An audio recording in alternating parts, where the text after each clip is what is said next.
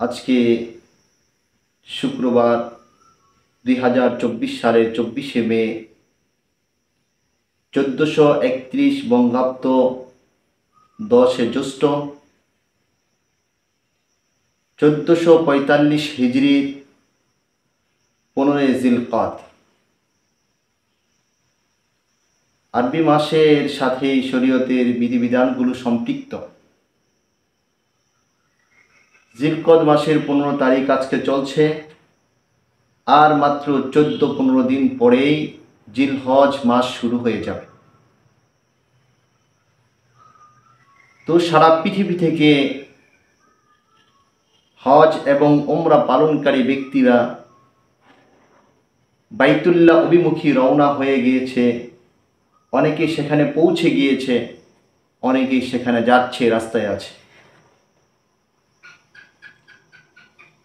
দুঃখজনক হলেও সত্য, আজকে আমাদের দেশের এক শ্রেণীর কুচক্রী মহল তারা বলে, এই তো লক্ষ টাকা খরচ করে বাইতুল্লাহ যাওয়ার প্রয়োজন নাই, আমাদের কেন্দ্রে আমাদের বাবার দরবারে আসলেই তওয়াফ করলে, ওকুফ করলেই তোমাদের হজ পালন হয়ে যাবে। নাউজুবিল্লাহ। নিঃসংকোচে বলতে পারি, নির্দ্বিধায় বলতে পারি, এরা হলো সেই আব্রাহাম হস্তি বাহিনীর এজেন্ডা বাস্তবায়নকারী, তাদের দালাল। মোহতারাম বন্ধু, এই জন্য খুব সচেতন থাকবেন। আল্লাহ বিধান দিয়েছেন, আদেশ করেছেন যে সক্ষমতা আছে, ওয়ালিল্লাহি আলান নাসি হিজ্জুল বাইতি মান ইসতাতা ইলাইহি সাবিলা। আল্লাহ বলেছেন সক্ষমতা আছে সেই বাইতুল্লাহ যে আমার ঘরকে তওয়াফ করে আরাফায় গিয়ে উকুফ করে তারপরে হজ পালন করো। ভিন্ন পন্থা এই দেশে বাবার দরবারে গেলে তোমাদের হজ পালন হবে না, বরং এটাকে বিশ্বাস করলে ঈমান থাকবে না। এবার আসুন, হজ কাকে বলে? হজের শাব্দিক অর্থ হলো ইচ্ছা করা, নিয়ত করা, সংকল্প করা ইত্যাদি। পরিভাষায় হজ বলা হয় নির্দিষ্ট সময়ে এহরাম বেঁধে আরাফায় অবস্থান করা এবং তওয়াফে জিয়ারত করা। এবার আসুন, হজ কত প্রকার? আমরা অনেকেই অনেক কোয়ালিটির হজ করে থাকি।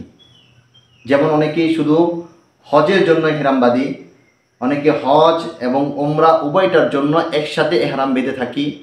আবার অনেকে দেখা যায় হজের জন্য আলাদা এহরাম, ওমরা এর জন্য আলাদা এহরাম বাঁধি। সেই হিসাবে হজ হলো 3 প্রকার। খুব খেয়াল করে শুনবে, হজ 3 প্রকার: হজ্জে ইফরাদ, হজ্জে কিরান, হজ্জে তামাত্তু। হজ্জে ইফরাদ, হজ্জে কিরান, হজ্জে তামাত্তু, প্রতিটার পরিচয় আমরা জেনে নেব। হজ্জে ইফরাদ হলো শুধু হজের জন্য মিকাত থেকে এহরাম বেঁধে তারপরে সামনে অগ্রসর হওয়া, এমন হজকে বলা হয় হজ্জে ইফরাদ, আর হজ পালনকারীকে বলা হয় মুফরিদ। নাম্বার 2, হজ্জে কিরান। যে ব্যক্তি হজ এবং উমরা উভয়টার জন্য একসাথে এহরাম বেঁধে মিকাত থেকে সামনে অগ্রসর হয়, এমন হজকে বলা হয় হজ্জে কিরান, আর হজ পালনকারীকে বলা হয় কারিন।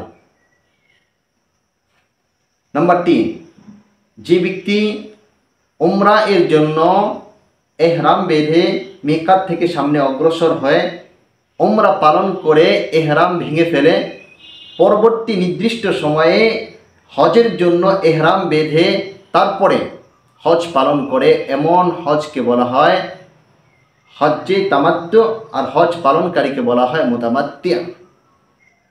এবার আপনাদের কানে শুধু একটা আওয়াজ বাড়ি খাচ্ছে যে হুজুর মিকাত মিকাত শুধু বলছেন, মিকাত জিনিসটা কি?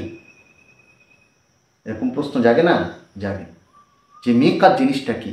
মিকাত হলো রাসূল আরবি সাল্লাল্লাহু আলাইহি ওয়াসাল্লামের পক্ষ থেকে সারা পৃথিবী থেকে হজের উদ্দেশ্যে আগমনকারী ব্যক্তিদের জন্য একটা নির্দিষ্ট জায়গা নির্ধারণ করে দেওয়া হয়েছে, যে এর পরে এহরামবিহীন আর থাকা যাবে না। কমপক্ষে স্বদেশ থেকে এহরাম বেঁধে না আসলেও এখান থেকে ইহরাম বেঁধে তারপরে সামনে অগ্রসর হতে হবে। সারা পৃথিবী থেকে হজ পালনের উদ্দেশ্যে আগমনকারী ব্যক্তিদের জন্য মিকাত হলো 5টা। মিকাত 5টা। 1 নম্বর হলো জুল হুলাইফা, 2 নম্বর আজ-জুহফা, 3 নম্বর জাত কওনুল মানাজিল, 4 নম্বর হলো ইয়ালামলাম, 5 নম্বর হলো জাত ইরক। কোনটা কাদের জন্য আমরা জেনে নিই। জুল হুলাইফা, এটা হলো মদিনা এবং মদিনা অভিমুখ থেকে যারা আগমন করবে বাইতুল্লাহতে তাদের জন্য হলো জুল হুলাইফা। 2 নম্বর হলো আল জুহফা, জুহফা হলো সিরিয়া এবং সিরিয়া অভিমুখ থেকে যারা বাইতুল্লাহ দিকে রওনা করবে তাদের জন্য মিকাত হলো আল জুহফা। 3 নম্বর হলো কওনুল মানাজিল, এটা হলো আহলে নজদ এবং আহলে নজদ এর অভিমুখ থেকে যারা বাইতুল্লাহ দিকে রওনা করবে, বাইতুল্লাহ প্রবেশ করবে তাদের জন্য হলো কওনুল মানাজিল। আর ইয়ালামলাম, এটা হলো ইয়ামানবাসী এবং ইয়ামান এর দিক থেকে যারা বাইতুল্লাহ গমন করবে তাদের জন্য হলো ইয়ালামলাম। 5 নম্বর হলো জাত ইরক, জাত ইরক হলো ইরাক এবং ইরাক অভিমুখ থেকে যারা বাইতুল্লাহর দিকে রওনা করবে তাদের জন্য হলো জাত ইরক। আশা করি বুঝতে পেরেছেন। এখন অনেকের একটা মনে প্রশ্ন জাগে, হুজুর আমরা বাংলাদেশি, আমরা আমাদের দেশ থেকে যখন বাইতুল্লাহ গমন করব তখন আমাদের মিকাত কোনটা হবে? আমাদের মিকাত হলো ইয়ালামলাম। কেউ যদি স্বদেশ থেকে এহরাম বেঁধে তারপরে যাই তাহলে ভালো কথা, আর যদি এহরাম না বাঁধি তাহলে আমরা ওই মিকাত এর আগেই কমপক্ষে ওই মিকাত থেকে এহরাম বেঁধে তারপরে সামনে অগ্রসর হব। এখন অনেকের কানে একটা শব্দ বাড়ি খায়, ইহরাম। ইহরাম ইহরাম জিনিসটা কি? ইহরাম জিনিসটা কি? ইহরাম হলো হারাম শব্দ থেকে এসেছে, অর্থাৎ হারাম শব্দের অর্থ কি আমরা সকলেই জানি, হারাম। এর আবিধানিক অর্থ কি? নিজের উপর কোনো জিনিসকে হারাম করে নেওয়া। ইহরাম কেন?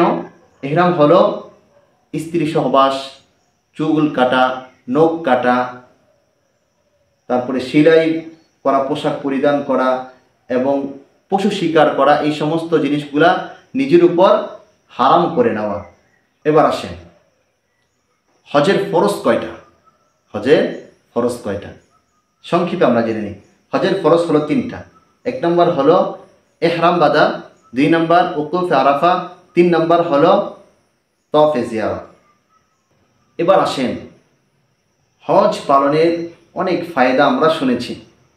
একজনকে যদি এখানে এনে বসিয়ে দেওয়া হয় হজ পালন করলে ফায়দা কি হবে না হবে সব কিছু ডিটেলস বলে দিবে, আমার থেকে আরো ভালো বলতে পারবে। তারপরও একটু মুযাকারা করছি। আল্লাহ তাআলা হজের জন্য আদেশ করেছেন। আল্লাহ রাব্বুল আলামিন কোরআনে কারীমের মধ্যে বলেছেন, ওয়ালিল্লাহি আলান নাসি হিজ্জুল বাইতি মান ইসতাতাআ ইলাইহি সাবিলা।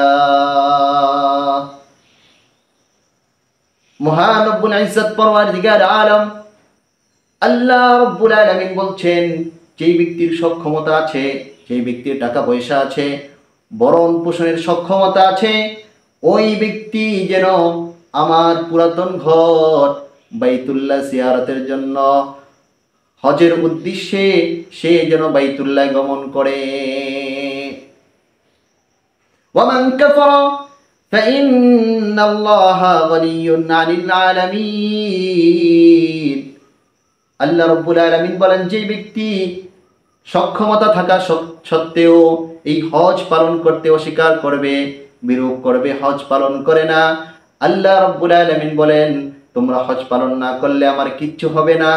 দুনিয়ার মানুষের মুখাপেক্ষী আমি আল্লাহ নয়।